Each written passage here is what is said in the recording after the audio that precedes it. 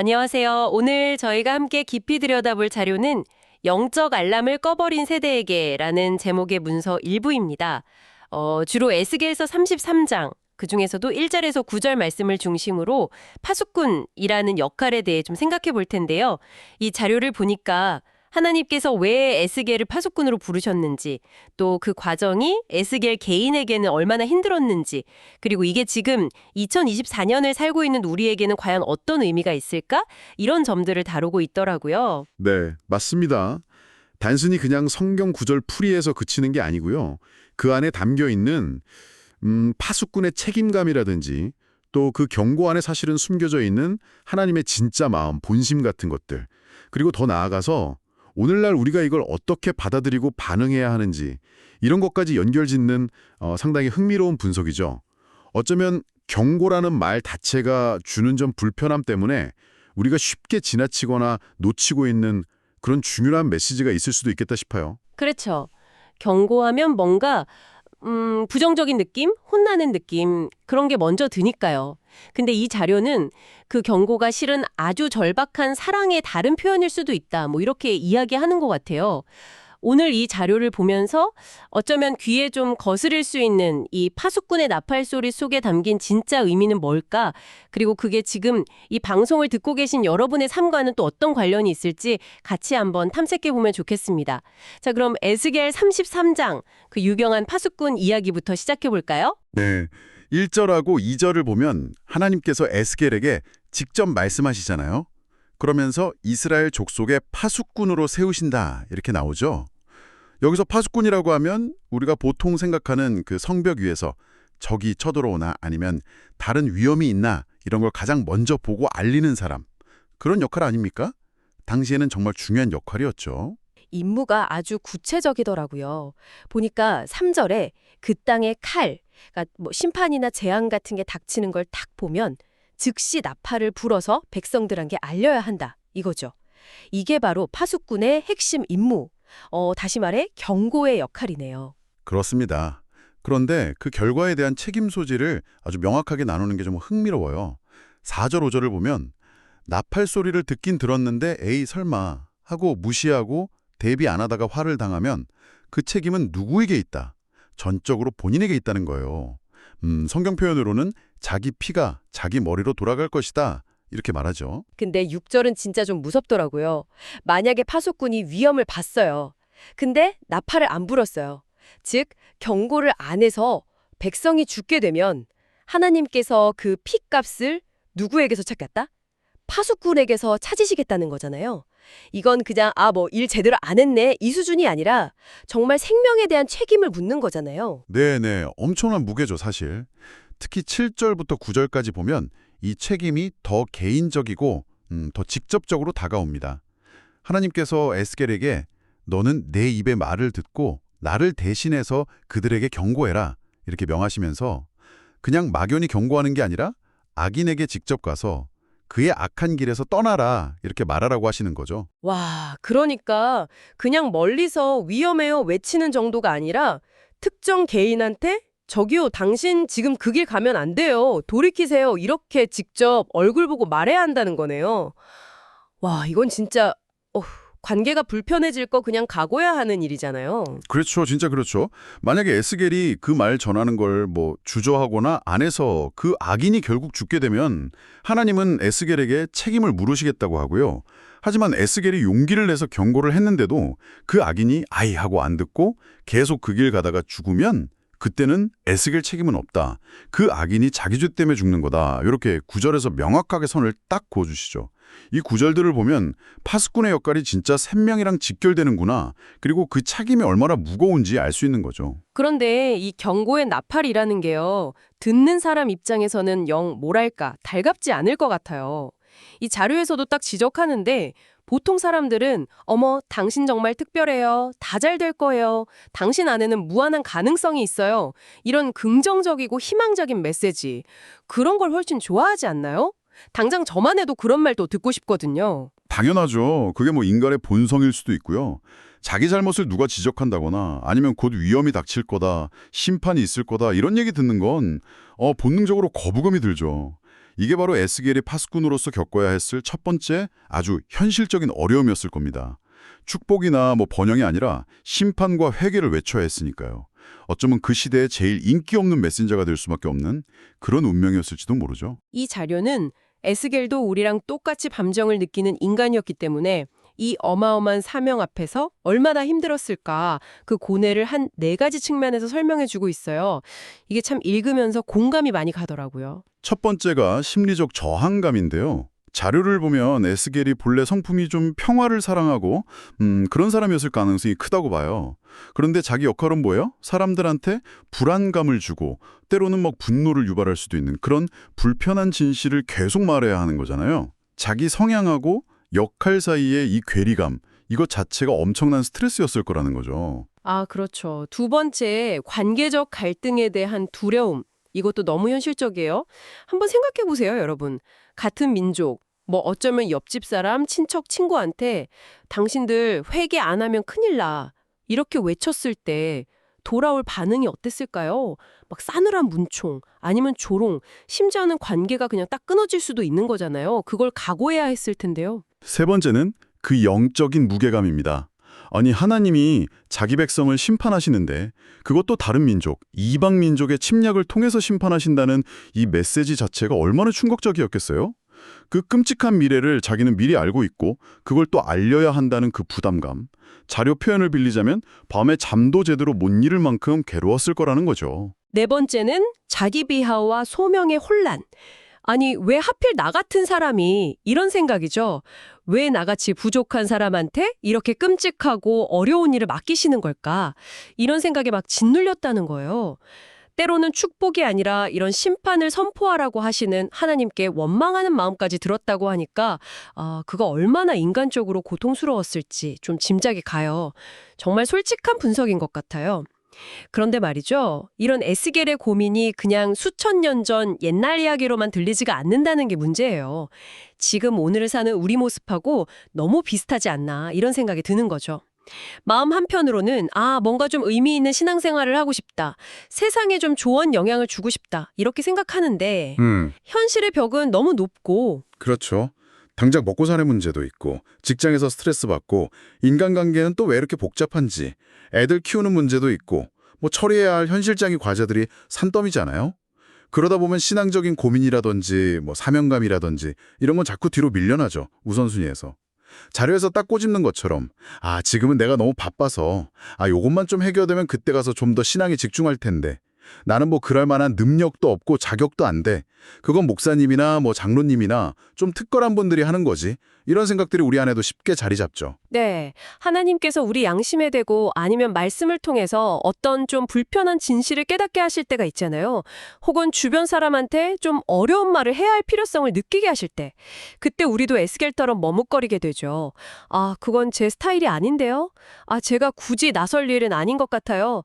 괜히 말했다가 저 사람이랑 관계만 나빠질까 봐 좀 두려워요. 이러면서요. 결국에는 이런저런 이유로 입을 닫고 적당히 타협하고 그러다 보면 나중에는 자기 자신의 신앙을 지키는 것조차 버거워지는 그런 악순환에 빠질 수도 있다는 거죠.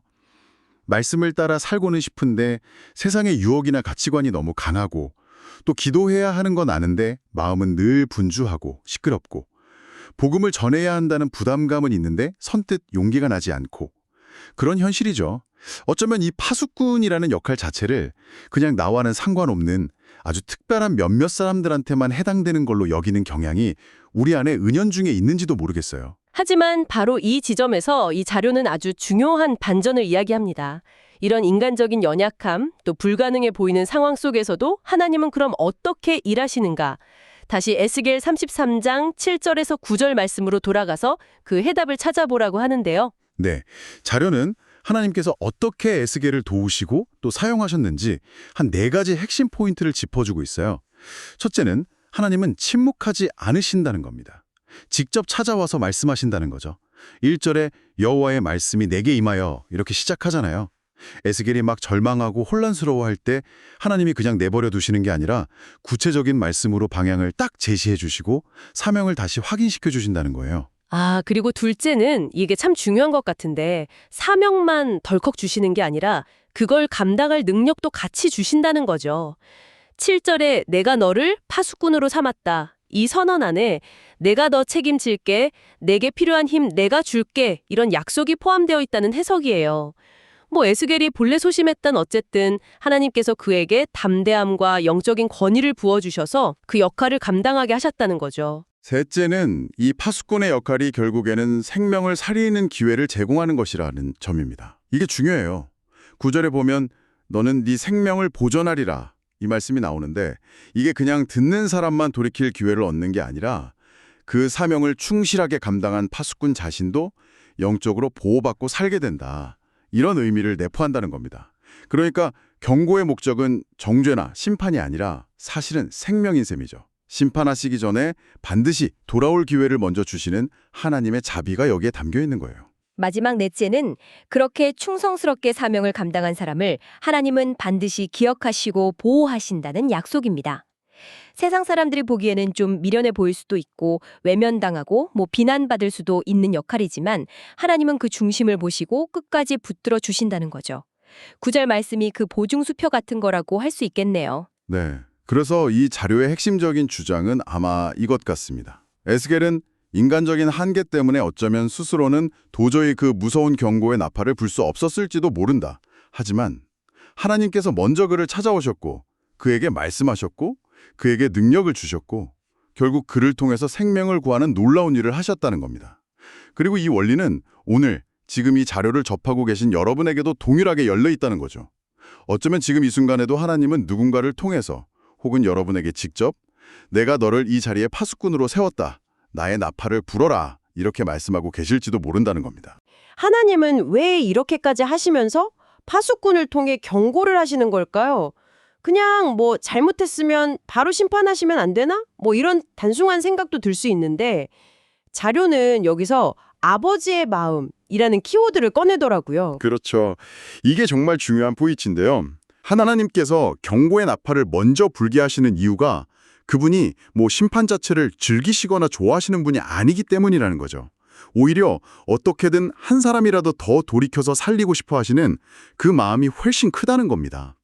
마치 자녀가 막 위험한 길로 갈 때 부모가 막 소리치고 야단치잖아요.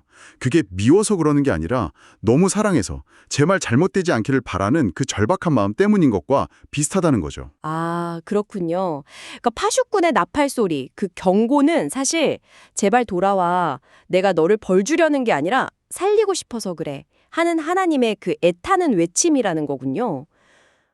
뭐랄까 경고의 형태를 띤 사랑의 표현이라고 할 수 있겠네요. 바로 그겁니다.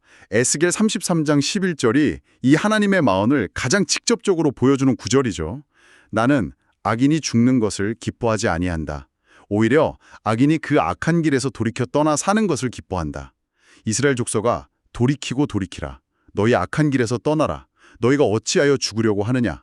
이 절절한 외침이야말로 경고 속에 숨겨진 하나님의 진짜 마음, 본심입니다.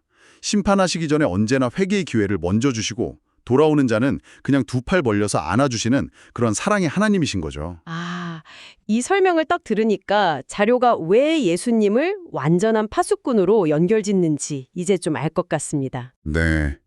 에스겔이 하나님의 대리인으로서 경고와 회개를 외쳤다면 예수님은 하나님 자신이 직접 인간의 몸을 입고 이 땅에 오셔서 그 역할을 수행하신 분이라고 볼 수 있는 거죠.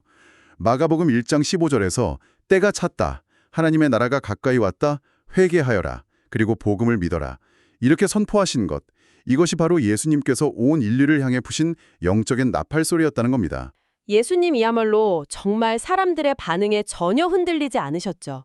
당시 종교 지도자들의 위선을 아주 신랄하게 비판하셨고 또 회개하지 않는 도시들을 향해서는 안타까움과 함께 아주 준엄한 경고를 던지셨고요.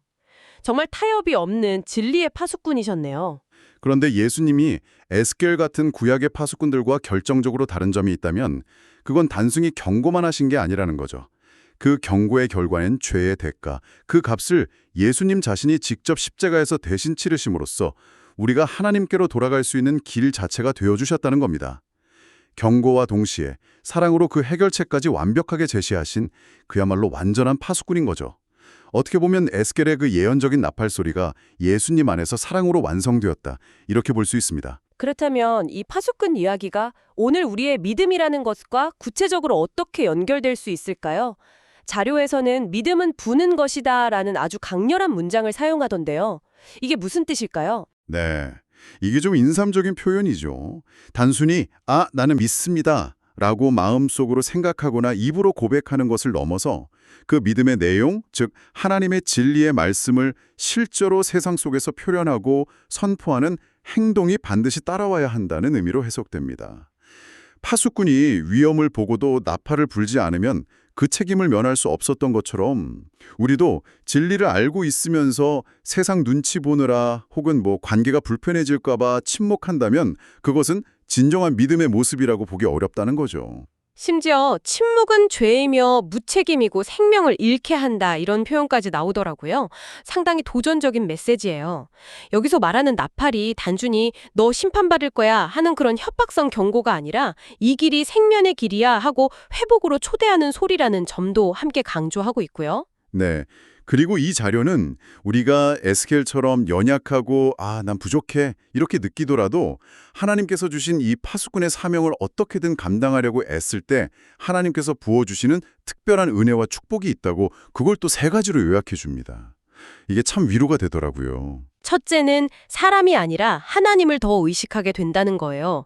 사람들의 시선이나 평가로부터 좀 자유로워지고 오직 하나님의 뜻이 뭘까 여기에만 집중하게 되는 그런 변화를 경험한다는 거죠. 둘째는 나팔을 불 수 있는 담대함과 능력을 실제로 공급받는다는 겁니다.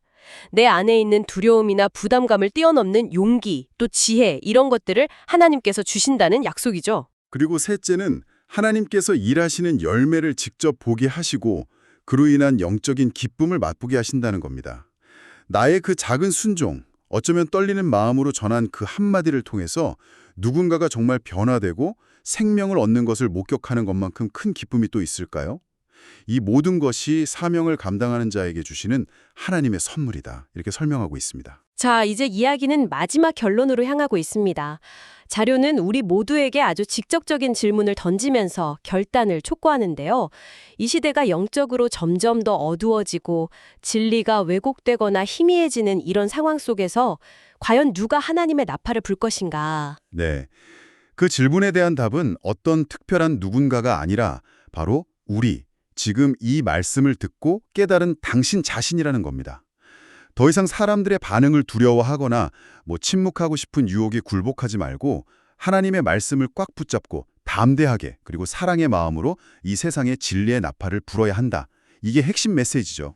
물론 그 과정에서 오해를 받을 수도 있고 외면당할 수도 있겠죠. 하지만 사람의 인정보다 하나님의 인정을 더 중요하게 여기면서 생명을 살리는 그 나팔 소리를 멈추지 말아야 할 게다 이렇게 강력하게 도전합니다. 다시 한번 에스겔 33전 7절 말씀 너는 내 입의 말을 듣고 나를 대신하여 그들에게 경고할지어다. 이 말씀을 상기시키면서 말이죠. 그렇다면 이걸 우리 삶에 어떻게 좀 구체적으로 적용해 볼 수 있을까요? 마지막으로 자료는 한 3가지 정도의 실천적인 결단을 제안합니다. 아주 현실적인 제안들이에요. 첫째는 하나님의 말씀을 꾸준히 듣고 깊이 묵상하고 그리고 삶 속에서 나누십시오. 매일 아주 잠깐이라도 말씀을 펴서 내 삶에 좀 비춰보고 거기서 얻은 깨달음이나 은혜가 있다면 가족이든 친구든 동료든 사랑의 마음으로 나누는 작은 실천부터 시작해보라는 겁니다. 예를 들어 하루 10분이라도 묵상하기, 일주일에 한 사람에게라도 내가 받은 은혜 나누기 이런 식으로요. 둘째는 기도로 깨어있는 파수꾼이 되십시오.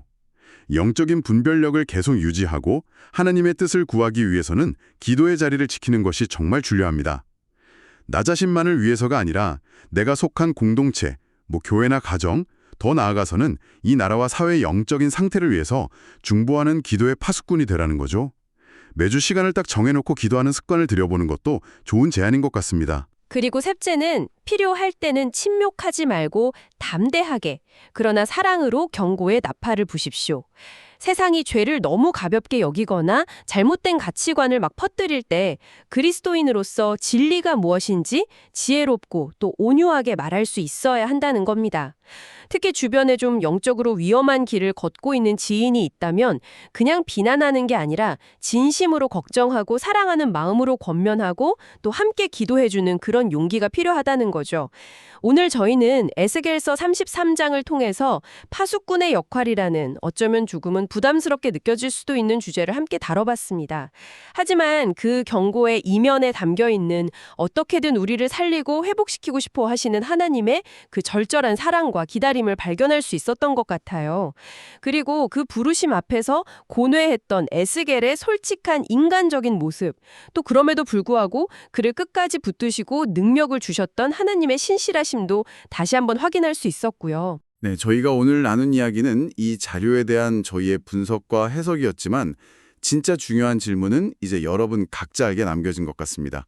여러분의 삶의 현장에서 하나님의 나팔을 분다는 것은 과연 어떤 의미일까요? 여러분이 지금 서 계신 바로 그 자리에서 감당해야 할 파수꾼의 역할은 무엇이고 또 여러분의 삶을 통해서 울려 퍼져야 할 그 생명의 메시지는 어떤 내용이 되어야 할지 오늘 밤 한번 조용히 생각해 보시는 건 어떨까 제안해 봅니다.